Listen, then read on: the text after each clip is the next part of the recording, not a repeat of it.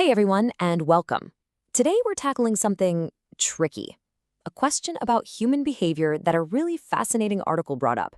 It gets you thinking, when you see these, really disruptive public figures, what's actually going on there? All right, let's jump right in. The whole thing kicks off with this question you see here. It basically asks, what traumas did these poor creatures live through? And this question, it popped up everywhere after some childhood photos of certain powerful leaders started making the rounds. You know the reaction? Everyone's first thought is, it must be their childhood trauma. But is it really that simple? Let's find out. So here's how we're going to break this all down. First, we'll look at that trauma question. Then we'll get into the power of meaning. After that, the old nature versus nurture debate. Then a look at justice. And for the finale, we're going to flip this whole idea on its head. Let's go. Okay, first up, the trauma question. Is a tough childhood really the simple answer for how someone acts as an adult? I mean, we've all heard this story before, right? I had a tough upbringing. But the author here makes a really sharp point. Yeah, a lot of people in older generations had super strict parents, maybe even harsh ones. But does that give them a free pass to, dump all their emotional baggage on the rest of us when they're adults? The article argues, probably not. And that idea leads us perfectly into our next section, the power of meaning. This is where we see that what happens to you isn't nearly as important as what it means to you. So, the source has this really interesting definition of trauma. It calls it the fossilization of a self-destructive meaning. Whoa. Basically, it's when a really harmful way of seeing an event just gets stuck, like a fossil in a rock. But here's the cool part. If it's about meaning, that means we can always re-signify it. We can change the story we tell ourselves about our own past. Okay, to make this crystal clear, think about this example. The physical act of penetration, it's the same physical motion, right? But the meaning we give it changes everything. It can be an act of love, a commercial transaction, or a horrific act of violence. The action is the same, but the meaning is worlds apart. So, the big takeaway here, the psychological hit doesn't just come from the event. It comes from how we interpret it. And that interpretation is this big, messy dance between who we are as individuals, the society we live in, and our place in history. It's complicated. All right, this is where we get into the big one, nature versus nurture. But there's a neurological twist here that kind of throws that whole blame the parents thing right out the window. The article pulls this really piercing question from a novel.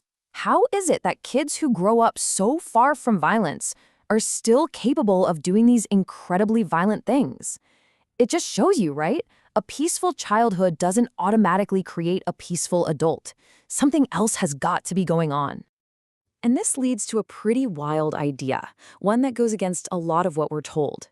The author says that, according to modern neurology, a lot of our behaviors are actually more about Natur, our nature, our biology, than Nurture, our upbringing.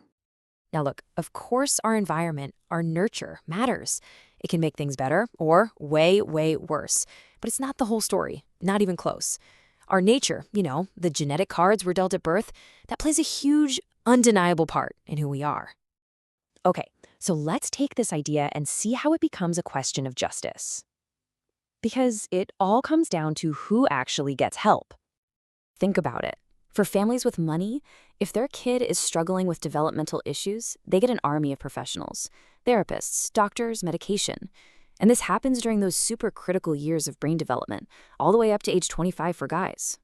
That kind of intervention is an absolute game changer. It can totally change the course of a person's life. And this chart just lays the injustice bare. It's brutal. A rich kid with behavioral problems gets treatment. A poor kid with the exact same problems gets punished. One gets a diagnosis and therapy. The other gets kicked out of school, a juvenile record, and a path to crime. It's two completely different worlds. Okay, get ready for this final section, because this is where the author presents the most radical idea of the whole piece. It takes everything we thought about trauma and flips it completely upside down. Seriously, think about this for a second. What if the trauma wasn't the cause of the problem? What if it was the consequence? The article suggests this wild reframing. Maybe a kid's pre-existing condition, something like psychopathy, is what actually creates the toxic family environment. The difficult childhood becomes a symptom, not the disease. So here's how that would work. You have parents who have zero experience dealing with a neurologically different kid. They get completely overwhelmed. They don't know what to do. So, out of pure frustration and feeling helpless, they end up resorting to harsh discipline, and the whole home becomes tense. In that scenario, the trauma, it's the result of the chaos, not the thing that started it. And this is key. The source points out that psychopaths are absolute masters of disguise. They are brilliant manipulators. They're experts at playing the victim or positioning themselves as the savior. They can seem angelic or incredibly competent, which, is exactly why they so often climb the ladder in big companies or other positions of power. And boom, that brings this whole psychological profile right into today's world, right into our politics. The author suggests that this talent for manipulation, for crafting a specific image, is exactly how certain figures get elected by millions of voters. It shows just how important it is to understand this stuff in the real world. So, at the end of all this, we're left with a really tough, really important question. If the people causing harm are experts at disguising themselves as the victims, how on earth do we learn to see the difference?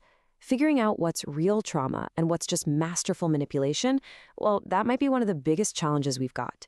Thanks so much for tuning in.